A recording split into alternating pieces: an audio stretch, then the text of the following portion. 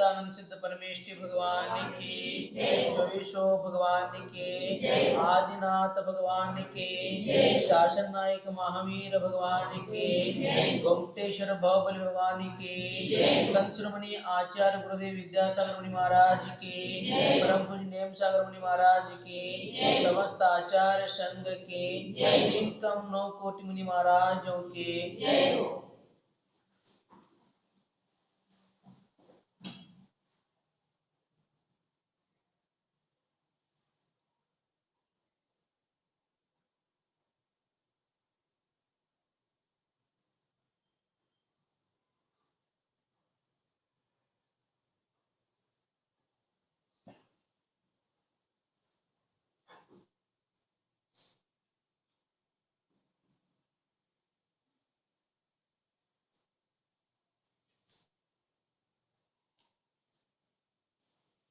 इह विधि ठाड़ो होएगे, प्रथम पड़े जो पार, धन्य जिनेश्वर देव तुम, नासे कर्म जुआर, अनंत चतुष्टय के धनी, तुम्हीं हो शिरताज, मुक्ति वधु के कंठ तुम, 3 भुवन के साज, तुम जग की पीड़ाहरण, भवदधि शोषणहार, न्याय कहो तुम विश्व के, शिव सुख के करता।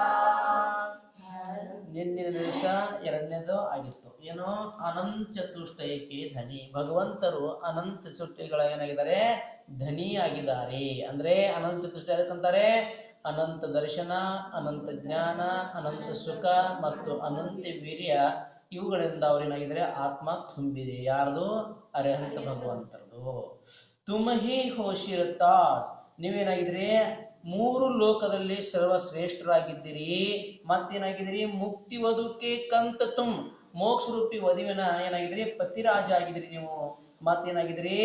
3 ಭುವನಕ್ಕೆ ರಾಜದರ 3 ಲೋಕದ ಏನಾಗಿದ್ರಿ? ರಾಜ ಆಗಿರುವಿರಿ ಅಂತ ಹೇಳಿದ್ರು ನಿನ್ನೆ ಶ್ಲೋಕದಲ್ಲಿ. ಈ ಪ್ರಕಾರ ಭಗವಂತರು ಯಾವ ಗುಣಗಳನ್ನು ತುಂಬಿಕೊಂಡಿದ್ದಾರೆ? ಅನಂತ ಚತುಷ್ಟಯಗಳನ್ನು ತುಂಬಿಕೊಂಡಿದ್ದಾರೆ. ಅರಿಹಂತ ಭಗವಂತರು ಎಷ್ಟು ಗುಣಗಳನ್ನು ತುಂಬಿದ್ದಾರೆ?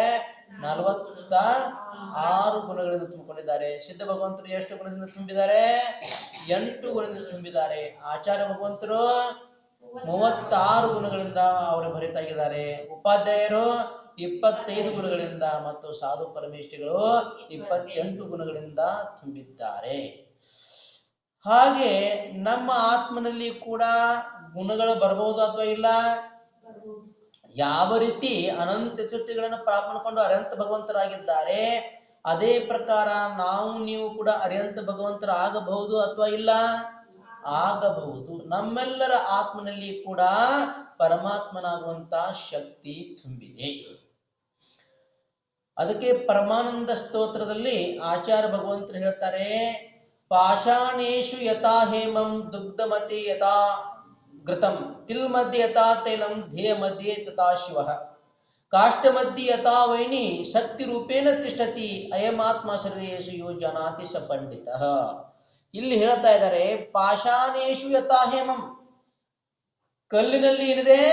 ಬಂಗಾರವಿದೆ. ಕೋಲಾರ ಚಿನ್ನದ ಗಣಿ ಅಂತಾರಲ್ಲ, ಹಾಗೆ ಬಂಗಾರ ಎಲ್ಲಿ ಸಿಗತ್ತೆ? ಗಣಿ ಒಳಗೆ ಸಿಗತ್ತೆ, ಅಂದ್ರೆ ನೆಲದೊಳಗೆ ಸಿಗುತ್ತೆ. ಅದು ಕೂಡ ಒಂದು ಕಲ್ಲು. ಕಲ್ಲಿನಲ್ಲಿ ಬಂಗಾರವಿದೆ. ಪಾಷಾಣೇಶು ಯಥಾ ಹೇಮಂ ದುಗ್ಧ ಮಧ್ಯೆ ಯಥಾಘೃತಂ. ತುಪ್ಪ ಎಲ್ಲಿದೆ? ಹಾಲಿನಲ್ಲಿ ತುಪ್ಪವಿದೆ. ಎಳ್ಳಿನಲ್ಲಿ ಏನಿದೆ? ಎಣ್ಣೆ ಇದೆ. ಅದೇ ಪ್ರಕಾರ ನಮ್ಮೆಲ್ಲ ಕಾಷ್ಟ ಮಧ್ಯೆ ಯಥಾ ವೈನಿ, ಕಟ್ಟಿಗೆಯಲ್ಲಿ ಏನಿದೆ? ಬಂಗಾರವಿದೆ.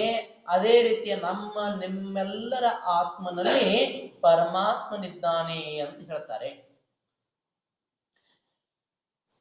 ಕಲ್ಲಿನ ಗಣಿಯೊಳಗೆ ಹೋಗಿ ಕೈ ಹಾಕಿ ತೆಗೆದ ತಕ್ಷಣ ಬಂಗಾರ ಕೈ ಸಿಗತ್ತೇನೋ?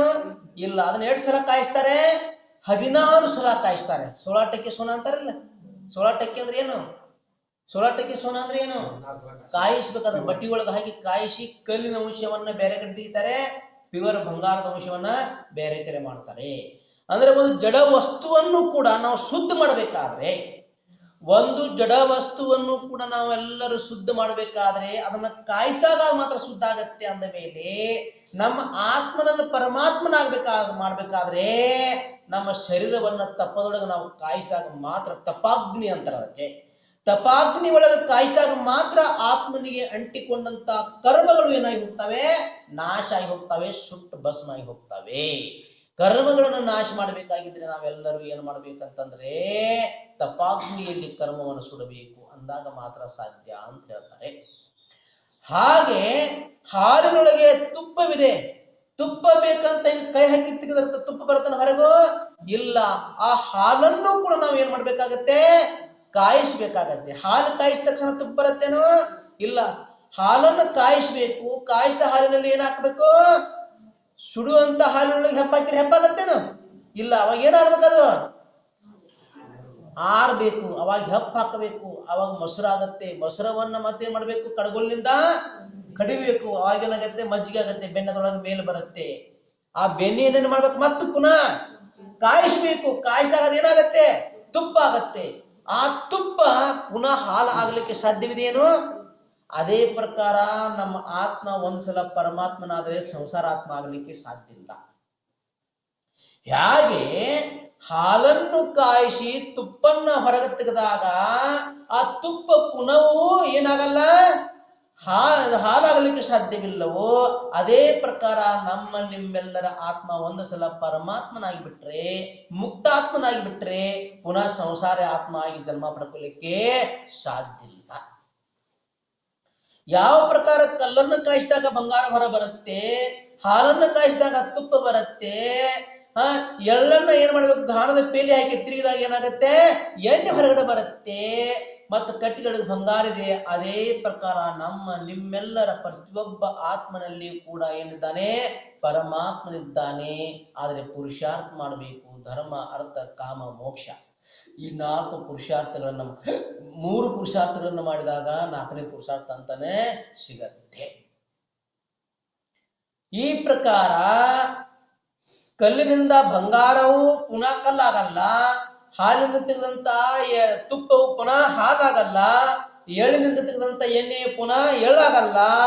ಅದೇ ಪ್ರಕಾರವಾಗಿ ನಮ್ಮ ನಿಮ್ಮರ ಆತ್ಮನು ಪರಮಾತ್ಮನಾಗಿ ಮಾಡಿಬಿಟ್ಟಿವಿ ಅಂದ್ರೆ ನಾವು ಪುರುಷಾರ್ಥ ಮಾಡ್ಕೊಂಡು ಮುಕ್ತಾವಸ್ಥೆಗೆ ಹೋಗಿ ಮುಟ್ಟಿವಿ ಅಂತಂದ್ರೆ ಸಂಸಾರ ಆತ್ಮೆಯಾಗಿ ಪುನಃ ಮತ್ ನಾವು ಜನ್ಮವನ್ನು ಪಡ್ಕೊಳ್ಳಿಕ್ಕೆ ಸಾಧ್ಯ ಇಲ್ಲ. ಅದಕ್ಕೆ ಪುರುಷಾರ್ಥವನ್ನ ಮಾಡಬೇಕು ಅಂತ ಹೇಳ್ತಾರೆ. ಕಾಷ್ಟಬದ್ಧಿ ಯಥಾವೇಣಿ ಶಕ್ತಿ ರೂಪೇಣ ತಿಷ್ಠತಿ. ಶಕ್ತಿ ರೂಪದಲ್ಲಿ ಹಾಗಲ್ಲ ವಿದ್ಯಮಾನ ಇದೆಯಲ್ಲ, ಹಾಗೆ ವಿದ್ಯಮಾನ ನಮ್ಮ ನಿಮ್ಮೆಲ್ಲರ ಆತ್ಮನಲ್ಲಿ ಕೂಡ ವಿದ್ಯಮಾನ ಇದೆ. ಯೋ ಜಾನಾತಿ ಸುಪಂಡಿ ಅಯಂ ಆತ್ಮ ಶರೀರೇಶು. ಅಯಂ ಆತ್ಮ, ಆತ್ಮ ಅದರಲ್ಲಿದೆ. ಎಲ್ಲಿದೆ ಆತ್ಮ? ನಮ್ಮ ಆತ್ಮ ಶರೀರದೊಳಗಿದೆ. ಈ ಪ್ರಕಾರ ಯಾರು ತಿಳ್ಕೊತಾರಲ್ಲ ಅವನೇ ಪಂಡಿತ, ವಿದ್ವಾನ, ಬುದ್ಧಿವಂತ ಅಂತ ಹೇಳ್ತಾ ಇದ್ದಾರೆ. ಯಾವನು ಕಲ್ಲಿನಲ್ಲಿ ಬಂಗಾರ, ಹಾಲಿನಲ್ಲಿ ತುಪ್ಪ, ಎಳ್ಳಿನಲ್ಲಿ ಎಣ್ಣೆ, ಕಟ್ಟಿಗೆಯಲ್ಲಿ ಬೆಂಕಿ ಇದೆ ಅಂತ ತಿಳ್ಕೊತಾನೆ, ಅದೇ ಪ್ರಕಾರ ನಿಮ್ಮೆಲ್ಲರ ಆತ್ಮನಲ್ಲಿ ಪರಮಾತ್ಮನಿದೆ ಅಂತ ಯಾರು ತಿಳ್ಕೊತಾನೆ ಅವನೇ ಯಾರೋ ಬುದ್ಧಿವಂತ, ಪಂಡಿತ, ಜ್ಞಾನವಂತನು ಅಂತ ಕರಿತಾ ಇದ್ದಾರೆ ಇಲ್ಲಿ. ಈ ಪ್ರಕಾರ ನಾವು ಕೂಡ ಏನಾಗೋಣ? ಆ ಪರಮಾತ್ಮನ ಅವಸ್ಥೆಯನ್ನ ಪ್ರಾರ್ಥನೆ ಮಾಡ್ಕೊಳ್ಳೋಣ. ಇನ್ನು ಇವತ್ತು 3ನೇ ಶ್ಲೋಕವನ್ನ ಹೇಳ್ತಾ ಇದ್ದಾರೆ. ತಿಹು ಜಗಕ್ಕೆ ಪೀಡಾಹಾರನ್. ಎಷ್ಟು ಲೋಕದಾವೆ? ತಿಹು ಜಗ ಅಂದ್ರೇನ?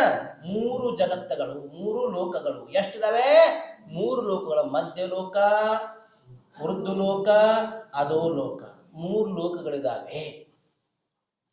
ಅದೋ ಲೋಕದಲ್ಲಿ, ಮಧ್ಯ ಲೋಕದಲ್ಲಿ ಅಸಂಖ್ಯಾತ ದೀಪ ಮತ್ತು ಅಸಂಖ್ಯಾತ ಸಮುದ್ರಗಳು ಒಂದನ್ನು ಒಂದು ಸುತ್ತುವರೆದುಕೊಂಡಿದ್ದಾವೆ. ಮೊದಲನೇ ಜಂಬೂದೀಪ ಹೇಗಿದೆ ಅಂದ್ರೆ ತಟ್ಟೆ ಆಕಾರ ಗೋಲಾಕಾರದಲ್ಲಿದೆ. ಎರಡನೇ ಹೆಂಗಿದೆ, ಅದ್ರ ಸುತ್ತ ಬಳೆ ಆಕಾರ ಸುತ್ತ ಹಾಕಿದೆ. ಹಿಂಗೆ ಮೊದಲನೇದು ಹಿಂಗೆ ತಟ್ಟೆ ಆಕಾರ ಇದೆ ಅಂತ ತಿಳ್ಕೊಡ್ರಿ. ಈಗ ತಟ್ಟೆ ಆಕಾರ ಇದೆ, ಅದ್ರ ಸುತ್ತ ಏನಿದೆ, ಲವಣ ಸಮುದ್ರ ಇದೆ. ಅದ್ರ ಸುತ್ತ ಮತ್ತು ದಾಚಿಗೆ ಕಂಡ ದೀಪ ಹಿಂಗೆ ಮುಂದುವರಿತಾ ಒಂದನ್ನು ಒಂದು ಸುತ್ತುವರ್ಕೊಂಡು ಹೋಗ್ತವೆ. ಎಲ್ಲಿವರೆಗೆ ಅಂದ್ರೆ ಅಂತಿಮ ಸ್ವಯಂಭುರಮನ ಸಮುದ್ರ ಮತ್ತು ದೀಪದವರೆಗೆ ಇದಾವೆ. ಅಸಂಖ್ಯಾತ ದೀಪ ಮತ್ತು ಅಸಂಖ್ಯಾತ ಸಮುದ್ರಗಳು ಮಧ್ಯ ಲೋಕದಲ್ಲಿದ್ದಾವೆ. ಅದರಲ್ಲಿ 2.5 ದೀಪದಲ್ಲಿ ಮಾತ್ರ ಮನುಷ್ಯ ಇರ್ತಾನೆ. 2.5 ದೀಪದಲ್ಲಿ ಯಾರಿರ್ತಾರೆ? ಮನುಷ್ಯರಿರ್ತಾರೆ. ಅದರ ಹೊರಗಡೆ ಯಾರಿರಲ್ಲ, ಮನುಷ್ಯರು ಇರುವುದಿಲ್ಲ. ಇನ್ನು ಉರ್ದು ಲೋಕದಲ್ಲಿ ಮೊಟ್ಟ ಮೊದಲು ಎಷ್ಟು ಸ್ವರ್ಗಗಳಿದಾವೆ? 16 ಸ್ವರ್ಗಗಳಿದಾವೆ. ಎಷ್ಟು ಸ್ವರ್ಗದಾವೆ? 16 ಸ್ವರ್ಗಗಳಿದಾವೆ. ಆ ಸ್ವರ್ಗಗಳಲ್ಲಿ ಯಾರಿರ್ತಾರೆ? ದೇವತೆಗಳಿರ್ತಾರೆ. ಮತ್ತು ಅಲ್ಲಿ ಅವು ಏನ್ ಮಾಡ್ತವೆ ಅಂತಂದ್ರೆ, ಯಾವ ಮಿಥ್ಯಾದೃಷ್ಟಿ ಇರ್ತವೆ, ವಿಷಯ ಭೋಗದ ತಲ್ಲೀನರಾಗಿರ್ತವೆ. ಇಲ್ಲಿ ಹಾಗೆ ಯಾರು ಸಮ್ಯಕ್ ದೃಷ್ಟಿದವರು ದಾನ ಧರ್ಮ ಪೂಜಾ ಅದನ್ನೆಲ್ಲ ಮಾಡ್ತಾ ಇರ್ತವೆ. ಯಾರು ಮಿಥ್ಯಾದೃಷ್ಟಿದವರು ತಮ್ಮ ವಿಷಯ ಭೋಗದಲ್ಲಿ ಲೀನಾಗಿರ್ತಾರೆ. ಅದೇ ಪ್ರಕಾರ ಅಲ್ಲಿ ಸ್ವರ್ಗದಲ್ಲಿ ಕೂಡ ಇರ್ತವೆ ವ್ಯವಸ್ಥೆ. ಅಲ್ಲಿ ಯಾರು ಸಮ್ಯಕ್ ದೃಷ್ಟಿ ಇದಾವಲ್ಲ, ಅವೆಲ್ಲ ಜೀವನ ಹಿಂಗೆ ಸಭಾ ಸೇರ್ತವೆ, ಇಂದ್ರದ ಸಭಾ ಸೇರ್ತವೆ. ಅಲ್ಲಿ ಕೂಡ ಧರ್ಮ ಚರ್ಚೆ ಆಗುತ್ತೆ. ಸಾರ್ವಭೌಮದವ್ರಿಗೆ ಸರ್ವಾರ್ಥ ಸಿದ್ಧಿ ಒಳಗೆ 33 ಸಾರ್ವಭೌಮ ಒಂದು ನಿಮಿಷ ಬಿಡ್ಲಾರ್ದು ಧರ್ಮಶಾಸ್ತ್ರ ಹೋಗ್ತಾಯ್ತಾವ್. ಎಷ್ಟು ಶಾಸ್ತ್ರ ಇರ್ಬೋದು ನಮ್ಗೆ ವಿಚಾರ ಮಾಡಿರೋದು. ಒಂದು ವರ್ಷ ಅಲ್ಲ, ಒಂದು ತಿಂಗಳಲ್ಲ, ಒಂದು ವರ್ಷ ಅಲ್ಲ, ಮತ್ತೆ ಏನಲ್ಲ, ಇಡೀ 33 ಸಾಗರೋಪಮ. ಎಷ್ಟು ಸಾಗರೋಪಮ? 33 ಸಾಗರೋಪಮ. ಆ ಜೀವಾತ್ಮನು ಸರ್ವಾರ್ಥ ಸಿದ್ಧಿ ಒಳಗಿದ್ದುಕೊಂಡು ಧರ್ಮ ಚರ್ಚೆಯೊಳಗ ಧರ್ಮಾಮೃತವನ್ನು ಪಾನ ಮಾಡ್ತಾ ಮಾಡ್ತಾ ತನ್ನ ಸಮಯವನ್ನು ಕಳೀತಾನೆ ವಿನಃ ಇನ್ನು ಯಾವ ಇಲ್ಲಿ ಇರಲ್ಲ. ಮಾತ್ರ ಇರ್ತಾರೆ, ದೇವತೆಗಳು ಇರುವುದಿಲ್ಲ. ಸ್ವರ್ಗದ ಮೇಲೆ ದೇವತೆಗಳು ಇರುವುದಿಲ್ಲ. ಸ್ವರ್ಗದವರೆಗೆ ಮಾತ್ರ ದೇವತೆಗಳು ಇರ್ತಾರೆ. 16 ಸ್ವರ್ಗದವರೆಗೆ ಮೇಲೆ ದೇವರ ಅಟ್ಟರಿರ್ತಾವೆ. ಲೌಕಾಂತಿಕ ದೇವ ಎಷ್ಟನೇ ಸ್ವರ್ಗ? 5ನೇ ಸ್ವರ್ಗ. 8 ಸಾಗರೋಪಮ ಆಯು ಇರುತ್ತೆ. ಅಲ್ಲಿ 8 ಸಾಗರೋಪಮ ಆಯು ಇರುತ್ತೆ. ಲೌಕಾಂತಿಕ ದೇವ ಅವು ಕೂಡ 8 ಸಾಗರೋಪಮದವರೆಗೆ ಬರೀ ಶಾಸ್ತ್ರ ನೋಡಿ. ಅಲ್ಲಿ ದೇವತೆಗಳು ಇರಂಗಿಲ್ಲ. 5ನೇ ಸ್ವರ್ಗದೊಳಗೆ ದೇವತೆಗಳ ಮಾತ್ರ ದೇವರು, ದೇವಋಷಿ ಬ್ರಹ್ಮಋಷಿ ಅಂತಾರೆ. ಅವ್ರು ಯಾವಾಗ ಬರ್ತಾರಂತಂದ್ರೆ ಕೇವಲ ತೀರ್ಥಂಕರ ದೀಕ್ಷಾ ಕಲ್ಯಾಣ ಸಮಯದಾಗ ಬರ್ತಾವೆ. ಭಗವಂತರನ್ನು ಗುಣಗಾನ ಮಾಡ್ತಾವೆ. ನಿಮ್ಮ ವೈರಾಗ್ಯಕ್ಕೆ ಜಯವಾಗಲಿ ಅಂತ ಹೇಳಿ ಕೊಂಡಾಡ್ತವೆ. ಮತ್ತೇನು ಹೋಗ್ತವೆ? ಸ್ವರ್ಗಕ್ಕೆ ಹೋಗ್ತವೆ. ಉಳಿದ ಕಾಲಕ್ಕೆ ಬರಲ್ಲ. ಗರ್ಭ ಕಲ್ಯಾಣಕ್ಕೆ ಬರಂಗಿಲ್ಲ, ಜನ್ಮ ಕಲ್ಯಾಣಕ್ಕೆ ಬರಂಗಿಲ್ಲ, ತಪ್ಪ ಕಲ್ಯಾಣಕ್ಕೆ ಬರಂಗಿಲ್ಲ, ಕೇವಲ ಜ್ಞಾನ ಕಲ್ಯಾಣಕ್ಕೆ ಬರಂಗಿಲ್ಲ, ಕೇವಲ ನಿರ್ವಾಣ ಕಲ್ಯಾಣಕ್ಕೆ ಬರಂಗಿಲ್ಲ, ಕೇವಲ ಜ್ಞಾನ ಬರಲ್ಲ, ತಪ್ಪ ಕಲ್ಯಾಣಕ್ಕೆ ಬರ್ತಾವ ಅಷ್ಟೇ. ದೀಕ್ಷಾ ಎಲ್ಲಾ ಬ್ರಹ್ಮಚಾರಿ ದೇವಋಷಿ ಅಂತಾರ ಅವ್ರಿಗೆ. ಬ್ರಹ್ಮ ಋಷಿ ದೇವಋಷಿ ಅಂತಾರ ಅವ್ರಿಗೆ. ಅದರ ಅಭವ ಲಾಷ್ಟ ಬಾಸ್ ಕರ್ಮ ನಾಶ ಮಾಡಿ ಸಿದಾಲೋ. ಅದಕ್ಕೆ ಯಾರು ಹುಟ್ಟಬಹುದು ಅಲ್ಲಿ ಅಂತ ಕೇಳಿದರೆ ದ್ರವ್ಯಶಂಕರದೊಳಗೆ ಹೇಳ್ತಾರೆ, ದಿಗಂಬರ ಮುನಿಯಾಗಿರಬೇಕು, ಬಾಲ ಬ್ರಹ್ಮಚಾರಿ ಆಗಿರ್ಬೇಕು. ಅದು ಬರೀ ದಿಗಂಬರ ಮುನಿ ಅಷ್ಟೇ ಅಲ್ಲ, ಬಾಲ ಬ್ರಹ್ಮಚಾರಿ ಆಗಿರ್ಬೇಕು ಅಂತ ಹೇಳ್ತಾರೆ. ಒಂದು ಶಾಸ್ತ್ರದೊಳಗೆ ಹೇಳ್ತಾರೆ ಬಾಲ ಬ್ರಹ್ಮಚಾರಿ ಬ್ರಹ್ಮಚಾರಿಗಳು ಕೂಡ ಲೋಕಾಂತಿಕ ದೇವಾಗಿ ಹುಟ್ಟಬಹುದು ಅಂತ ಹೇಳ್ತಾರೆ. ಒಂದು ಶಾಸ್ತ್ರ ಹೇಳ್ತಾರೆ ಮುನಿ ಮಾತ್ರ ಹುಟ್ಟಕ್ಕೆ ಸಾಧ್ಯ ಅಂತ ಹೇಳ್ತಾರೆ. ಅದು ಎಂತ ಮುನಿ? ಬಾಲ ಬ್ರಹ್ಮಚಾರಿ ಆಗಿರ್ಬೇಕು, ಮಹಾ ತಪಸ್ವಿ ಆಗಿರ್ಬೇಕು, ನಿರ್ದೋಷ ಚಾರಿತ್ರ ಪಾಲನೆ ಮಾಡೋಂಥವ್ರು ಇರಬೇಕು. ಅವ್ರು ಮಾತ್ರ ಆಚಾರ್ಯ ಶ್ರೀಗಳಂತವ್ರು ಹೋಗಿ ಹುಟ್ಟಿರಬಹುದು. ಹೇಳಕ್ ಬರಲ್ಲ. ಶಾಂತಿ ಸಾಗರ ಮಾಡಿದ್ರು ಆಚಾರ್ಯ ಶ್ರೀಗಳು ಯಾಕೆ ಹುಟ್ಟಿರಬಾರ್ದು? ಲೌಕಾಂತಿಕ ದೇವಾಗಿ ಹುಟ್ಟಿರ್ಬೇಕು. ಒಂದು ಹೋದಾಗ ಮೋಸ ಹೋಗ್ಬೋದಿಲ್ಲ. ಅವರ ಚಂದ್ರಮುರು ಸಾಗರ ಅಂತವ್ರು 4,000 ಉಪವಾಸ ಮುಗಿದವ್ರಿ. ಪಂಚಮಕಾಲ ಶಾಂತಿ ಸಾಗರ ಮಾಡಿದ್ರಂತಹ ಎಲ್ಲಕ್ಕಿಂತ ಹೆಚ್ಚು ಉಪವಾಸ ಮಾಡಿದಂತ ಮಹಾನ್ ಮುನಿಗಳು ಯಾರು ಅಂತ ಕೇಳಿದರೆ ಚಂದ್ರಪ್ರಭು ಸಾಗರ ಮುನಿ ಮಹಾರಾಜರು. ಚಂದ್ರಪ್ರಭು ಸಾಗರ ಅಂದ್ರೆ ಅವರೆಲ್ಲ ಬೇರೆ ಶ್ರಮದ ಸಂಘದವರೆಲ್ಲ. ಮತ್ತೆ ಅವರು ತಿಳಿದ್ರಿ ವಿದ್ಯಾಸಾಗರ ಮಾಡಿದ್ರು ಬರ್ತಾರೆ. ಆಚಾರ್ಯ ಶ್ರೀ ಜೊತೆಗೆ ಇದ್ರು ನೋಡ್ರಿ. ಸ್ವರ್ಪುರದಾಗ ಹೋಗಿದ್ರು, ಕಪ್ಪಿದ್ರು ನೋಡ್ರಿ. 25 ವರ್ಷದ ದೀಕ್ಷಾ ತಗೊಂಡ. ಒಂದು ದಿವಸ ಕೂತು ಸಮಾಯಕ ಮಾಡಿದ್ ಗೊತ್ತಿಲ್ಲ ಅವ್ರು. ನಿತ್ಯ ಸಮಾಯಕ ಮಾಡ್ತಾರೆ. 3 ಸಮಯ 48 ನಿಮಿಷ ನಿತ್ಯ ಸಾಮಾಯಿಕ ಮಾಡೋರು ಹೊತ್ತು ಜೀವನದಾಗ ಗೊತ್ತೇ ಇಲ್ಲ ಅವ್ರು ಸಾಮಾಯಿಕ ಮಾಡಿದ್ರು ನಿತ್ಯ ಬರ್ತಾರೆ ಹಂಗೆ ಇದನ್ನ ಇರ್ತಾನೆ ಗೋಮಟೇಶನ್ ಇರ್ತಾನೆ ಮತ್ ದೀಕ್ಷಾ ತಗೊಂಡ ಇಲ್ಲಿವರೆಗೆ ಒಂದು ಉಪವಾಸ ಒಂದು ಹಾರ ಒಂದು ಉಪವಾಸ ಒಂದು ಹಾರ 25 ವರ್ಷ ಅಂತಂದ್ರೆ 12 ವರ್ಷ ಉಪವಾಸ ಕಳೆದ್ರ ಅವ್ರು ಎಷ್ಟು ವರ್ಷ 12 ವರ್ಷ ಇನ್ನು 12 ವರ್ಷ ಅಂದ್ರೆ ಎಷ್ಟು ಆತ್ ಮತ್ತ ಒಂದು ವರ್ಷ ಎಷ್ಟು ಮತ್ತ ಆರಾಮ 4,000 ಆಗತ್ತವು ಆಗತ್ತವು ನೋಡ್ರಿ ಅವರು ಮನುಷ್ಯರು ನಾವು ಮನುಷ್ಯರು ಡೈರೆಕ್ಟ್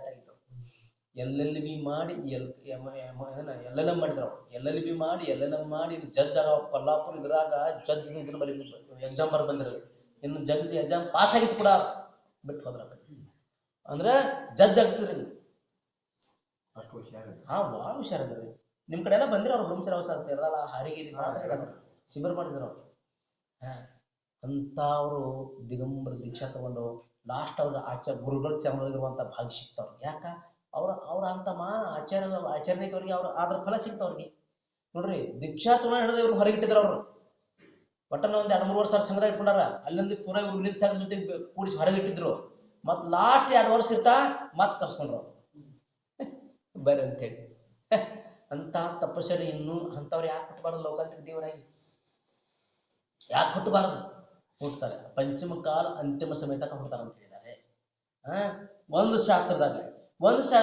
ಶ್ರಾವಕ ಅಂದ್ರ ಬಾಲ ಬ್ರಹ್ಮಚಾರಿಗಳು ಕೂಡ ಪ್ರತಿಮಾಧಾರಿ ಬಾಲ ಬ್ರಹ್ಮಚಾರಿ ಕೂಡ ಶ್ರಾವಕರು ಕೂಡ ಏನಾಗಬಹುದು ಹುಟ್ಟಬಹುದು ಬಾಲ ಬ್ರಹ್ಮಚಾರಿ ಆಗಿರ್ಬೇಕು ಅಷ್ಟೇ ಅಂತ ಹೇಳ್ತಾರೆ ಈ ಪ್ರಕಾರ ಏನಿದೆ ಅಂತಂದ್ರೆ ಎಟ್ಟೆ ಹೇಳಿದ್ರು ಕೂಡ ಚಂದ್ರಪ್ರಭು ಸಾಗರದ ಮಹಿಮಾ ಎಟ್ಟು ಹೇಳಿದ್ರು ಕೂಡ ಕಡಿಮೆ ಎಷ್ಟು ಹೇಳಿದ್ರು ಕೂಡ ನೋಡ್ರಿ ಇಂಥ ಗರ್ಮಿ ಐತಿ ಇಲ್ಲಿ ಎಷ್ಟೈತಿ ಈಗ 38 ಐತಿ ನಿನ್ನೆ 38 ಐತಿ ಅಲ್ಲಿ ಈಗ 40 ಕೊಂದಿರ್ತೈತಿ ಒಂದು ಉಪವಾಸ ಒಂದು ಹಾರ ಹೆಂಗ್ ಮಾಡ್ತಿರ್ಬೇಕು ತಿಳ್ಕೊಡ್ರಿ ನೀವು ಒಂದು ಸಾಯಂಕಾಲ ರಾತ್ರಿ ನೀರು ಕುಡಿಬೇಡ ಅಂದ್ರೆ ಕೇಳಂಗಿಲ್ಲ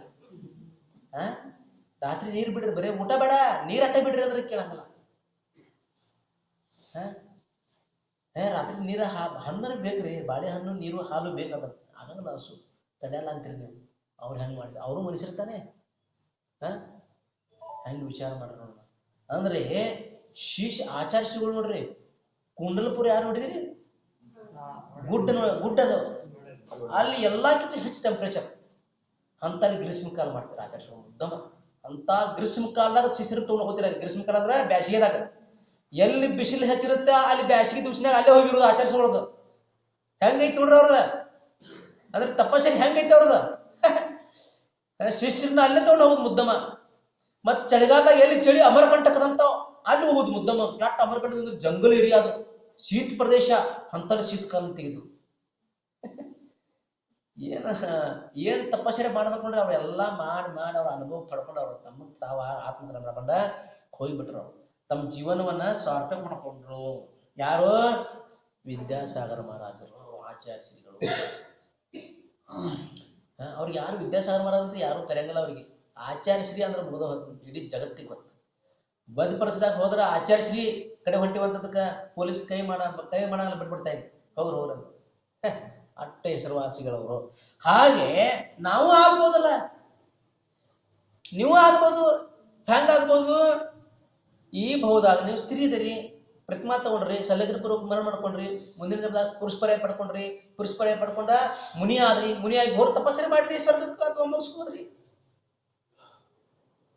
ನಿಮ್ಮಲ್ಲಿ ಇದೆ ಆ ಶಕ್ತಿ ಮತ್ ನಮ್ಮಲ್ಲಿನೂ ಕೂಡ ಇದೆ ಪ್ರತಿಯೊಬ್ಬ ಆತ್ಮನಲ್ಲಿ ಅಂತ ಶಕ್ತಿ ಇದೆ ಹಾಗೆ 16 ಸ್ವರ್ಗಗಳಿದಾವೆ ಮೇಲೆ 8 ಸ್ವರ್ಗ ಇದಾವೆ 16 ಸ್ವರ್ಗ ಇದಾವೆ ಆ 16 ಸ್ವರ್ಗಗಳ ಮೇಲೆ 9 ಗ್ರವಿಕದಾವೆ ಆ 9 ಗ್ರವಿಕದ ಮೇಲೆ 9 ಅನುದಿಶೆಗಳಿದಾವೆ ಆ 9 ಅನುದಿಶೆಗಳ ಮೇಲೆ ಪಂಚ ಅನುದಿಶೆಗಳಿದಾವೆ ಅದರ ಮೇಲೆ ಮೋಕ್ಷ ಇದೆ ಈ ಪ್ರಕಾರ ಮೇಲೆ ಉರ್ದು ಲೋಕದಲ್ಲಿ ವ್ಯವಸ್ಥಾ ಇದೆ ಇನ್ನು ಅದೋ ಲೋಕದಲ್ಲಿ ನರಕ ಇದಾವೆ ಎಷ್ಟು ನರಕ ಇದಾವೆ 7 ನರಕಗಳ ಒಂದರ ಕೆಳಗೆ ಒಂದರಂತೆ ಹೆಂಗ್ ಬಿಲ್ಡಿಂಗ್ ಕಟ್ಟಿರ್ತಿರಲ್ಲ ಮ್ಯಾಗಿನ ಮಜಲ ತಳಗಿನ ಮಜಲ ಹಿಂಗ ಏನಂತ ಒಂದರ ಕೆಳಗೆ ಒಂದರಂತೆ ಎಷ್ಟಿದಾವೆ ನರಕಗಳು 7 ನರಕಗಳಿದಾವೆ ಅದರ ಕೆಳಗಡೆ ಒಂದು ಪೃಥ್ವಿ ಇದೆ ಯಾವುದು ಕಲ್ಕಲಾ ಪೃಥ್ವಿ ಅನ್ನೋದು ಅಲ್ಲಿ ಯಾರು ಹೋಗ್ತಾರೆ ಅಂತಂದ್ರೆ ಆ ಪೃಥ್ವಿಯಲ್ಲಿ ಜನ್ಮ ಪಡ್ಕೋತಾರೆ ಅಂದ್ರೆ ಘೋರ ಪಾಪ ಮಾಡಿದಂತ ಮಿಥ್ಯಾದೃಷ್ಟಿ ಜೀವಿಗಳು ಹೋಗಿ ನಿಗೋದಂತ ಅದಕ್ಕೆ ಯಾವ್ದಂದ್ರ ಅದಕ್ಕ ನಿಗೋಧ ಕಲ್ಕಲಾ ಪೃಥ್ವಿ ಅಲ್ಲಿ ಹೋಗಿ ಜನ್ಮ ಪಡ್ಕೊತಾವೆ. ಆ ನಿಗೋಧದಲ್ಲಿ ಕೂಡ ಎರಡು ಪ್ರಕಾರವಾದಂತಹ ಜೀವನದಾವೆ.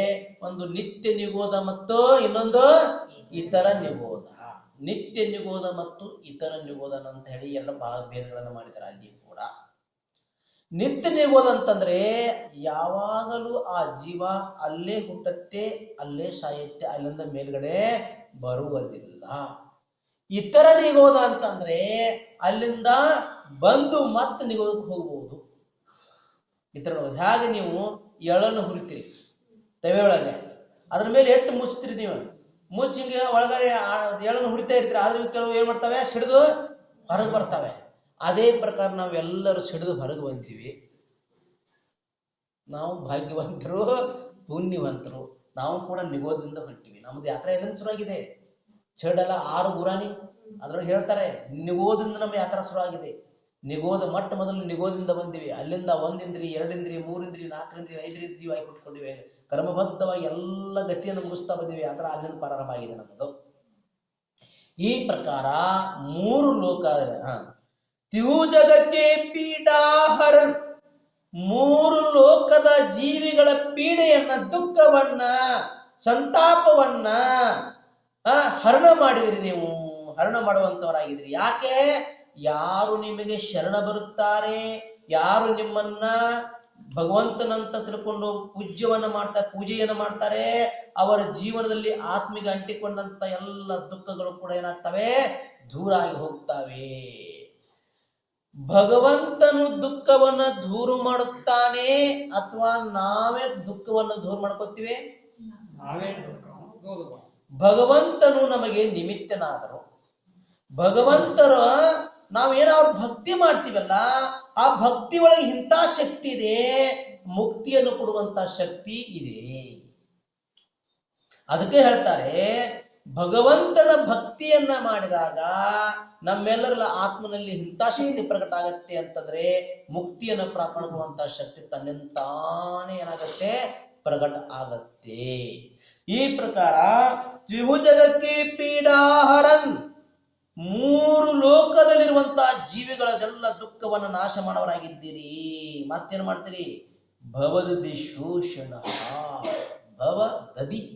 ಭವದದಿ ಅಂದ್ರೆ ಸಮುದ್ರ, ಭವರೂಪಿ ಸಮುದ್ರವನ್ನ ಶೋಷಣ ನೀವು ಒನಸವರಾಗಿದ್ದೀರಿ. ನಮ್ಮ ಸಂಸಾರ ಎಷ್ಟಿತ್ತು? ಸಮುದ್ರದಷ್ಟಿತ್ತು. ಅದೆಲ್ಲ ಒಣಗಿ ಹೋಯ್ತು. ಹೆಂಗ್ ಕೆರೆ ತುಂಬಿರುತ್ತೆ, 1 ವರ್ಷ ದುಷ್ಕಾಲ ಬಿಟ್ಬಿಟ್ರೆ ಏನಾಗುತ್ತೆ, ಒಣಗಿ ಹೋಗುತ್ತೆ. ಹಂಗ ನಮ್ಮ ಸಂಸಾರ ಇತ್ತು, ಅದೆಲ್ಲ ಒಣಗಿ ಹೋಯ್ತು. ಅದಕ್ಕೆ ಹೇಳ್ತಾರೆ, ದರ್ಶನ ಪಾಠದೊಳಗೆ ಹೇಳ್ತಾರೆ, ಏನ್ ಹೇಳ್ತಾರೆ? ಅದ್ಯಾಭವತ್ ಸಫಲತಾ ನಯನದ್ವಯಶ್ಯ ದೇವ ತ್ವದೀಯ ಚರಣಾಂಬುಜ ವೀಕ್ಷಣೇನ ಅದ್ಯತ್ರ ಲೋಕ ತಿಲಕ ಪ್ರತಿಭಾಸತೆ ಮೇ ಸಂಸಾರ ವಾರ್ದ್ರಯಂ ಚುಲಕ ಪ್ರಮಾಣ. ಏನ್ ಹೇಳ್ತಾರೆ?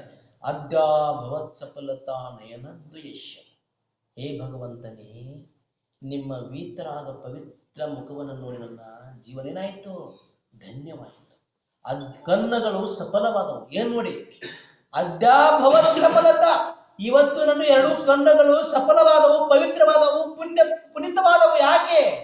ಯಾಕೆ ಅಂತ ಕೇಳಿದೆ, ಅದ್ಯಾಭವತ್ ಸಫಲತಾ ನಯನದ್ವಯಶ್ಯ ದೇವ ತ್ವದೀಯ ಚರಣಾಂಬುಜ ವೀಕ್ಷಣೇನ, ಹೇ ಭಗವಂತನೇ, ನಿಮ್ಮ ಪವಿತ್ರವಾದಂತ ಚರಣ ಕಮಲಗಳ ವೀಕ್ಷಣೆಯನ್ನ ಮಾಡಿ ನನ್ನ ಕಣ್ಣುಗಳೆರಡು ಪುನೀತವಾಗಿ ಹೋದವು, ಪವಿತ್ರವಾಗಿ ಹೋದವು. ನಾನು ಇಲ್ಲಿವರೆಗೆ ಸಂಸಾರದಲ್ಲಿ ಏನನ್ನೋ ನನ್ನ ಕಣ್ಣುಗಳಿಂದ ನೋಡ್ತಾ ಇದ್ದೆ. ನಾನು ಸಂಸಾರ ಕ್ಷಣಿಕವಾದಂತಹ ದೃಶ್ಯಗಳನ್ನು ನೋಡ್ತಾ ಇದ್ದೆ, ಇಂಥ ದೃಶ್ಯಗಳನ್ನು ನೋಡ್ತಾ ಇದ್ದೆ, ಪಾಪದ ದೃಶ್ಯಗಳನ್ನು ನೋಡ್ತಾ ಇದ್ದೆ. ಆದ್ರೆ ನಾನು ಇವತ್ತು ಸಾಕ್ಷಾತ್ ನಿಮ್ಮಂತ 3 ಲೋಕದ ಒಡೆಯ, 3 ಲೋಕದ ಸ್ವಾಮಿ, ಎಲ್ಲವನ್ನ ಗೆದ್ದಂತ ಪರಮಾತ್ಮ ನೀನು, ನಿಮ್ಮ ವೀತರಾಗ ಪರಮಾತ್ಮನ ಪವಿತ್ರ ಚರಣ ಕಮಲಗಳನ್ನು ನೋಡಿದ ತಕ್ಷಣವೇ ನನ್ನ ಕಣ್ಣುಗಳೆರಡು ಏನಾಗಿ ಹೋದ್ವಿ, ಸಫಲವಾಗಿ ಹೋದ್ವಿ ಅಂತ ಹೇಳ್ತಾರ.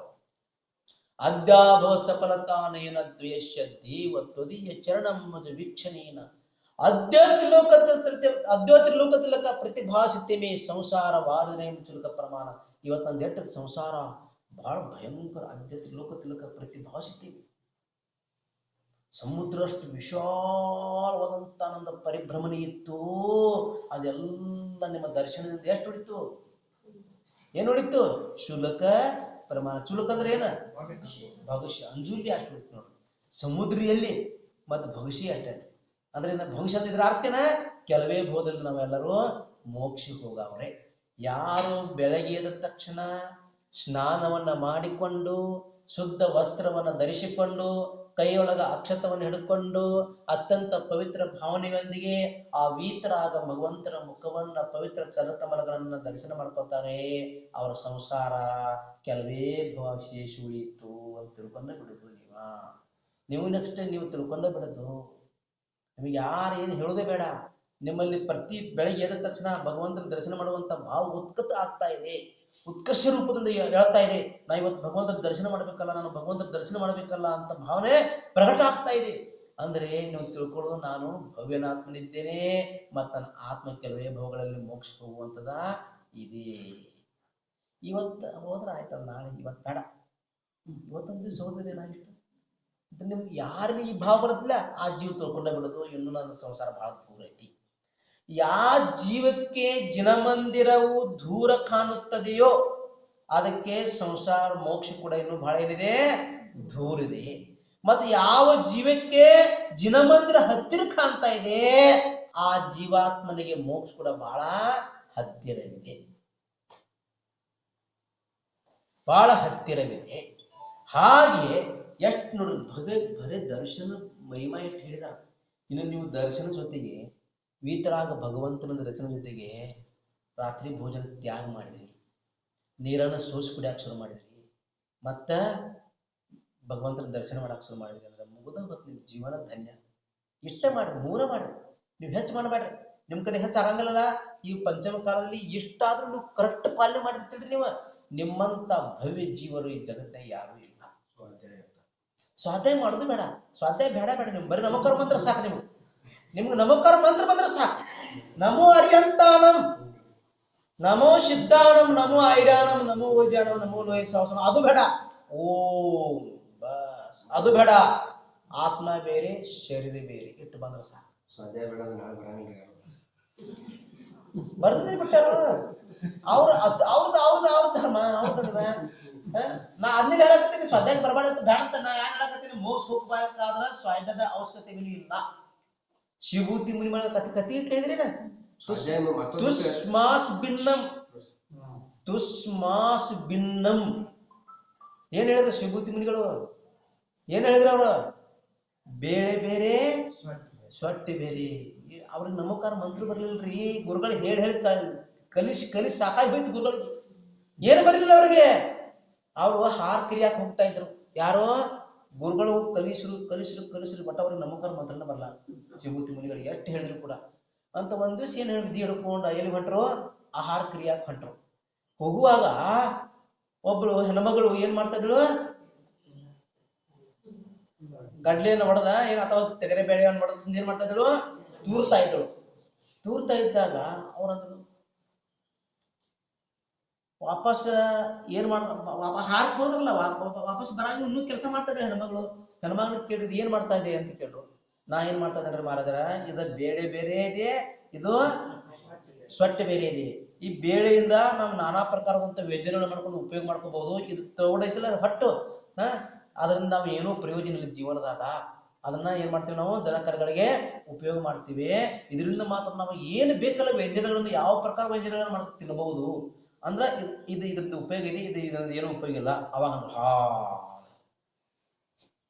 ಆತ್ಮ ಬೇರೆ ಶರೀರ ಬೇರೆ. ತುಸ್ ಮಾಸ್ ಭಿನ್ನ.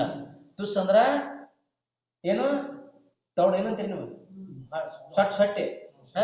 ಮತ್ ಮಾಸ್ ಅಂದ್ರ ಬೇಳೆ. ಭಿನ್ನಂ ಅಂದ್ರ ಬೇಳೆ ಬೇರೆ ತೋಡು ಬೇರೆ. ಎಷ್ಟ ಬಂದ್ರು ಹೋದ್ರು ಅಲ್ಲಿ ಸದಾ ಗುರುಗಳ ಕಡೆ ಹೋಗಲಿಲ್ಲ. ಅವ್ರ ಹಾಳು ಮಾಡ್ಕೊಂಡು ವಾಪಸ್ ಬರಾಕತ್ತಿರಲ್ಲ. ಕಮರ್ಲಿ ಬಜ್ಜಿ ತಗೊಂಡು ಸದಾ ಎಲ್ಲಿ ಹೋದ್ರು? ಗುಡ್ಡಕ್ಕೆ ಹೋದ್ರು. ದೊಡ್ಡ ಕಲ್ಲಿನ ಮೇಲೆ ಹೋಗಿ ಸಿಂಹಾಸನ ಮಾಸ್ವಾಸ 15 ಸಿಂಹಾಸನ ತಿಳ್ಕೊಂಡ್ರು. ಅಲ್ಲಿ ಯಾರು ಧ್ಯಾನ ಕೊಟ್ಟರು ನೋಡ್ರಿ. ಬಸ್ ಆತ್ಮ ಬೇರೆ ಶರೀರ ಬೇರೆ, ಆತ್ಮ ಬೇರೆ ಶರೀರ ಬೇರೆ ಅಂತ ತಿಳ್ಕೊಂಡ್ರು. ಆತ್ಮದೊಳಗೆ ಲೀನ ಆಗಿಬಿಟ್ರು. ನೋಡ್ತಾ ಸೂಕ್ಷ್ಮ ಧ್ಯಾನ ಆಗಿಬಿಡ್ತಾವ್ರಿ. ಶುಕ್ಲ ದಾನ ಮಾಡಿದ್ರು, ಖಾತಿಯ ಕರ್ಮ ನಾಶ ಮಾಡಿದ್ರು, ಕೇವಲ ಜ್ಞಾನ ಪ್ರಾಪ್ತ ಮಾಡ್ಕೊಂಡು ಬಂದ್ಬಿಟ್ರು ಮೋಕ್ಷ. ಈ ಸಮಾಚಾರ ಗುರುಗಳಿಗೆ ಗೊತ್ತಾಗ್ತದೆ ಅಂತ ಗುರುಗಳು ಅಂತಾರೆ ಆ ಶಿವಭೂತಿಗೆ ನಮೋಕಾರ ಮಂತ್ರ ಬರ್ತಿರ್ಲಿಲ್ಲ, ಮತ್ತೆ ಅವ್ರಿಗೆ ಮೋಕ್ಷ ಪ್ರಾಪ್ತ ಆಯ್ತು. ನೋಡೋಣಂತ ಹೊಂಟ್ರಿ ಎಲ್ಲ ಶ್ರಾವಕರು ಹೊಂಟ್ರಲ್ಲ, ಶ್ರಾವಕರ ಕೇವಲ ಜ್ಞಾನ ಆಗಿತ್ತು. ಮುನಿಗಳ ಮಹಾರಾಜರೆಲ್ಲ ಅಷ್ಟು ಹಿಡ್ಕೊಂಡು ಶ್ರಾವಕರು ಹೊಂಟ್ರು. ಇವ್ರು ಮಹಾರಾಜ ನಾವು ನೋಡ್ಬೇಕಂತ ಆಸೆ ಆಗ್ತದೆ, ಅಲ್ಲಿ ಹೋಗಿ ನೋಡ್ತಾರ ಶಿವಭೂತಿಯಲ್ಲಿ ಕೇವಲ ಜ್ಞಾನಿ. ಹಂಗೆ ಜ್ಞಾನದ ಅವಶ್ಯಕತೆ ಇಲ್ಲ ಮೋಕ್ಷ ಮಾರ್ಗದಾಗ. ಏನ ಅವಶ್ಯಕತೆ ಇದೆ? ಚಾರಿತ್ರದ ಅವಶ್ಯಕತೆ ಇದೆ, ಶ್ರದ್ಧಾದ ಅವಶ್ಯಕತೆ ಇದೆ. ಶ್ರದ್ಧಾ ಹಿಂಗ ಬೇಕು, ಶ್ರದ್ಧಾ ಹಿಂಗ ಬೇಕು, ಹಿಂಗ ಶ್ರದ್ಧಾ ಬೇಕು. ಅಚಲ ಪ್ರಾಣ ಹೊಂಟ ಹೋದರೂ ಕೂಡ ಶ್ರದ್ಧಾ ನಮ್ಮದ ಅಳಗಾಡಬಾರ್ದು. ಬೆಕ್ಕಾದಾಗಲ್ಲ ಶ್ರದ್ಧಾ ಅಳಗಾಡ್ಲಕ್ಕೆ ಹೋಗ್ಬಾರ್ದು.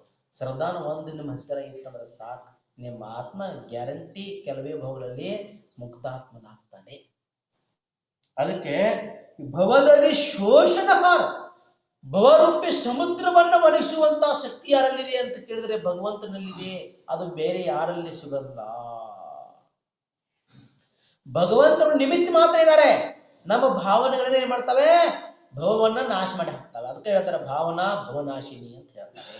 ನಮ್ಮ ಭಾವನೆ, ನಮ್ಮಲ್ಲಿರುವಂತ ಭಕ್ತಿ ಅದೆಲ್ಲವೂ ಕೂಡ ಕೊಡುವಂಥದ್ದಿದೆ. ನ್ಯಾಯಕ ಹೋ ತುಮ ವಿಶ್ವಕ್ಕೆ ಶಿವ ಸುಖಕ್ಕೆ ಕರ್ತ. ನೀವೇನಿದಿರಿ? ನ್ಯಾಯಕ ಅಂದ್ರೆ ತಿಳಿದುಕೊಳ್ಳೋರಿದ್ದೀರಿ. ಏನ? ವಿಶ್ವಕ್ಕೆ, ವಿಶ್ವವನ್ನ ತಿಳ್ಕೊಳ್ಳೋರಾಗಿದ್ದೀರಿ ಅಂದ್ರೆ ಸರ್ವಜ್ಞರಾಗಿದ್ದೀರಿ, ಕೇವಲ ಜ್ಞಾನಿಗಳಾಗಿದ್ದೀರಿ. ಎಲ್ಲವನ್ನು ತಿಳ್ಕೊತಾರೆ. ನಮಗೇನು ತಿಳಿದೈತಿ? ನಮಗ್ ಬೆಂದ ಮೇಲೆ ಏನೈತಿ ಗೊತ್ತಾಗ್ತಾನೆ? ತಿರುಗಿ ನೋಡಿದಾಗ ಗೊತ್ತಾಗತ್ತೆ. ಅಲ್ಲಿ ಅವ್ರಿಗೆ ಏನಿಲ್ಲ, ಸಿದ್ಧಾಲಯ ಗೊತ್ತಾರಲ್ಲ, ಅವ್ರು ನೋಡಂಗಲ್ವಿ, ತಾನ ಪ್ರತಿಬಿಂಬತೆ ಆಗ್ತವೆ. ನೀವು ಹೆಂಗ್ ಕನ್ನಡಿ ಮುಂದೆ ಹೋಗಿ ನಿಂತ ತಕ್ಷಣ ನಿಮ್ಮ ಮುಖದಲ್ಲಿರುವಂತದ್ದೆಲ್ಲ ಸ್ಪಷ್ಟ ಏನಾಗತ್ತೆ? ಕಾಣ್ಲಿಕ್ಕೆ ಪ್ರಾರಂಭ ಆಗತ್ತೆ. ಅದೇ ಪ್ರಕಾರ ಅವರ ಕೇವಲ ಜ್ಞಾನ ರೂಪಿ ದರ್ಪಣದೊಳಗ ಎಲ್ಲ ಮೂರು ಲೋಕದ ಸಮಸ್ತ ದ್ರವ್ಯ ಮತ್ತು ಪರ್ಯಾಯಗಳು ಏಕಕಾಲಕ್ಕೆ ಕಾಣಿಸ್ಲಿಕ್ಕೆ ಪ್ರಾರಂಭವಾಗುತ್ತವೆ. ತಿಹುಜ ನ್ಯಾಯಕ ಹೋತು ವಿಶ್ವಕ್ಕೆ. ನೀವೆಲ್ಲಾರು ಏನಾಗಿದ್ದೀರಿ? ಭಗವಂತರು ಏನಾಗಿದ್ದಾರೆ? ಭಗವಂತರು ವಿಶ್ವವನ್ನು ತಿಳ್ಕೊಳ್ಳೋರು ಸರ್ವಜ್ಞರಾಗಿದ್ದಾರೆ. ಮತ್ ಶಿವ ಸುಖಕ್ಕೆ ಕರ್ತಾರ್. ಮತ್ತೆ ಅಷ್ಟೆಲ್ಲ ಏನ್ ಮಾಡೋರಾಗಿದ್ದಾರೆ? ಶಿವ ಅಂದ್ರ ಮೋಕ್ಷ, ಸುಖ ಅಂದ್ರ ಸುಖ, ಕರ್ತಾರ್ ಅಂದ್ರ ಕೊಡವರಾಗಿದ್ದೀರಿ. ಮೋಕ್ಷ ಸುಖವನ್ನ ಕೊಡವರಾಗಿದ್ದೀರಿ. ಯಾರು? ಭಗವಂತರು. ನಮ್ಗೇನು ಕೊಡ್ತಾರೆ? ಮೋಕ್ಷವನ್ನು ಕೊಡ್ತಾರೆ. ಭಗವಂತರು ಕೊಡ್ತಾರ ಅಥವಾ ನಾವು ಪಡ್ಕೋಬೇಕು? ಅದ್ರ ನಿಮಿತ್ತ ಆಗ್ತಾರೆ, ಕಾರಣ ಆಗ್ತಾರೆ. ಅದಕ್ಕಾಗಿ ಅವರ ನೀವ ಕೊಡ್ತೀರಿ ಅಂತ ನಾವು ಅಂದ್ರೆ ಭಗವಂತನ ಮಹಿಮೆಯನ್ನು ಕೊಂಡಾಗ ಏನ್ ಮಾಡ್ತೀವಿ? ಅವ್ರದ್ದು ಹೆಚ್ಚು ಮಾಡಿ ಹೇಳ್ತಾ ಇರ್ತೀವಿ ಅಷ್ಟೇ. ಈ ಪ್ರಕಾರ ನಿಮ್ಮ ಹತ್ತಿರ ಯಾವ ಜ್ಞಾನ ಇದೆ? ಜ್ಞಾನಗಳು ಎಷ್ಟಿದಾವೆ? 5. ಯಾವ?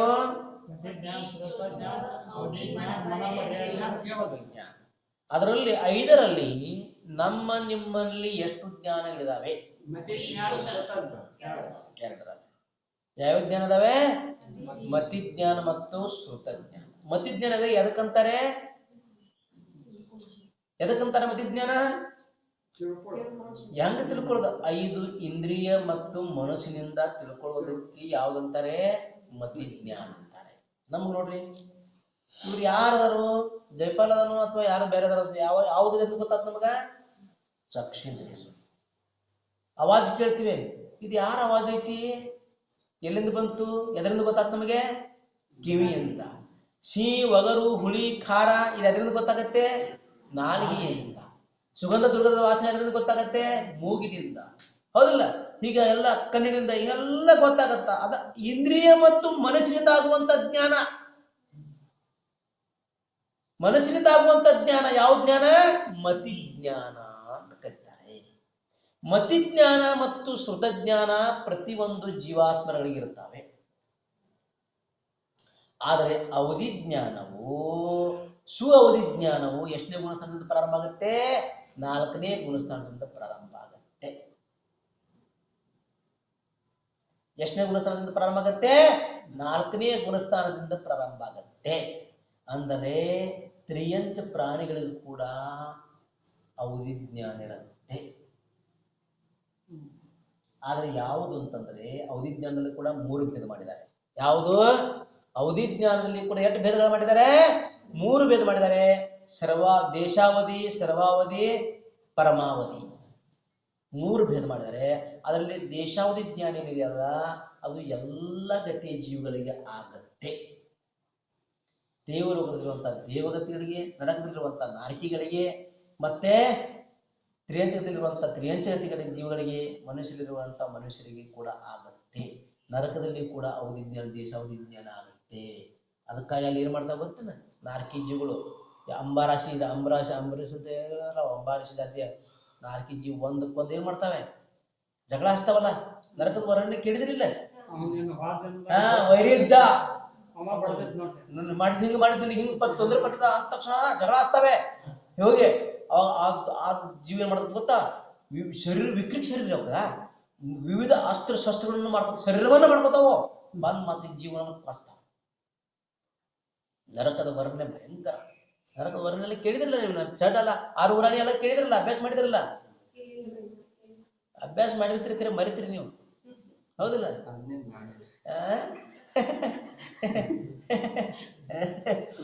ಈ ಪ್ರಕಾರ ಏನಿದೆ ಅಂತಂದ್ರೆ ಜೀವನ ಏನಿದೆ ಬಹಳ ದುಃಖಮಯವಾದ ಜೀವನ.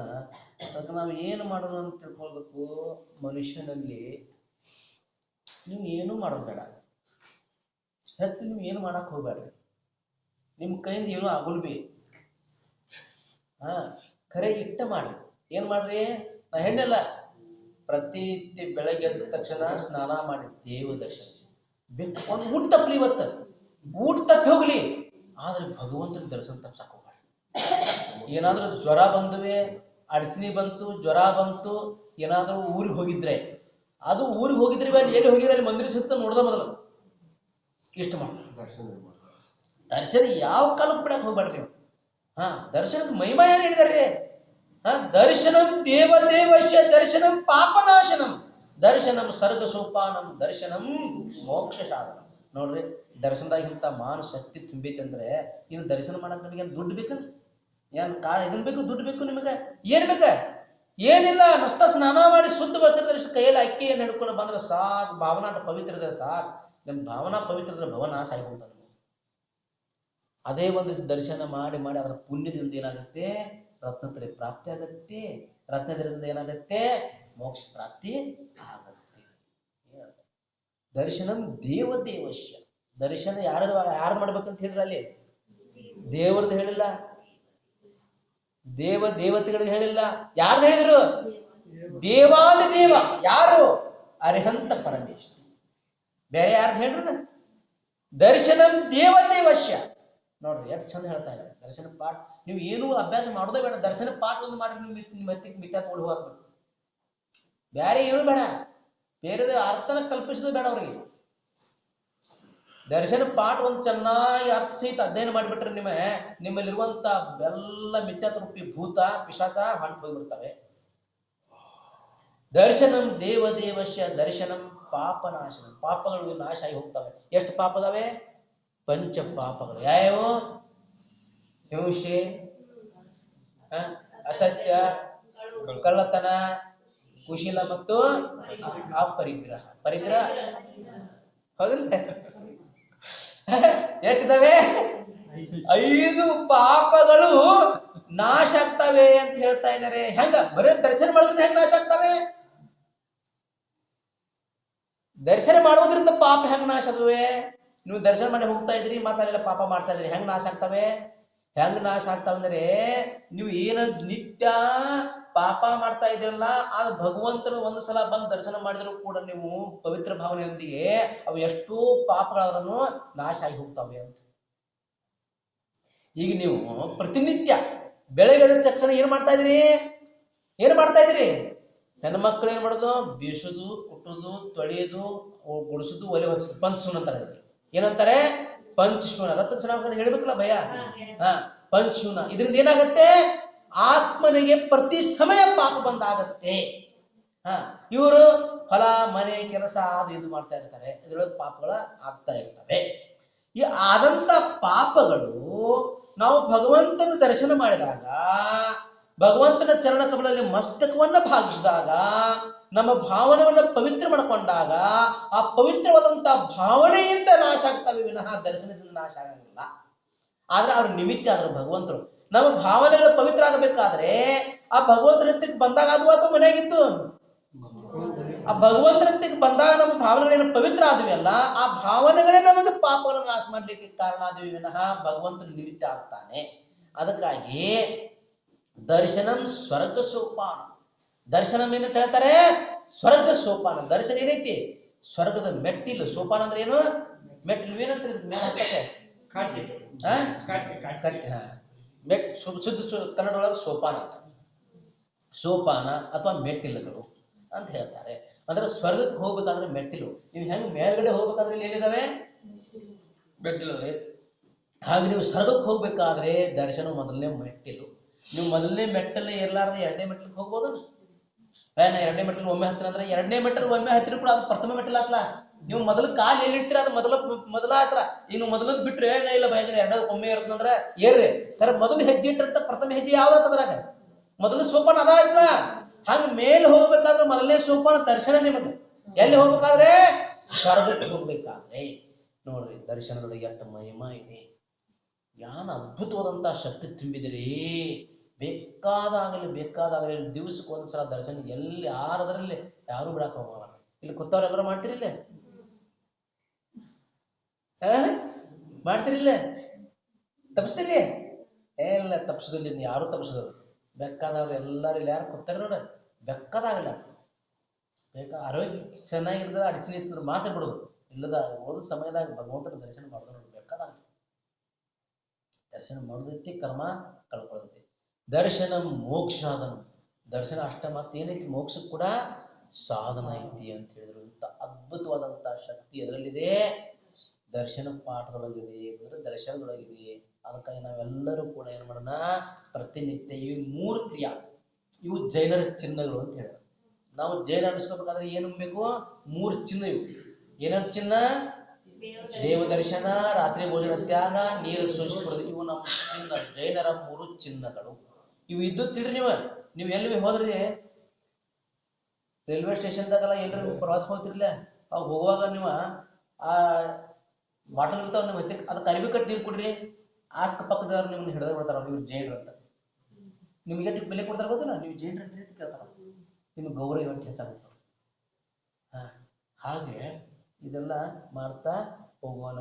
ಬೋಲಿಯ ಶಾಮೇಶ್ವರ ಧರ್ಮಕ್ಕೆ प्रभु देव तुम्हारे